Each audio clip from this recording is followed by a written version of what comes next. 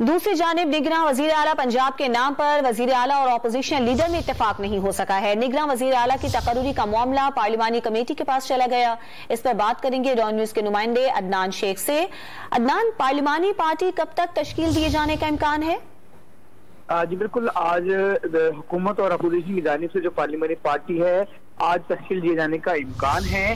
ताहम निगरान वज़ीर आला की तकरीर के मामले पर जो है वो अभी तक इत्तेफाक नहीं हुआ, तो गवर्नर पंजाब ने पार्लियामेंट्री कमेटी बनाने के लिए स्पीकर पंजाब असेंबली को खत लिख दिया है और जो स्पीकर हैं उन्होंने गवर्नर की सिफारिश पर हुकूमत और अपोजिशन के तीन अरकान पर मुश्तमिल कमेटी बनाई जाएगी और नून लीग की जानिब से मलिक अहमद खान, खलील ताहिर सिंधु, राना मशहूद का नाम दिए जाने का इम्कान है।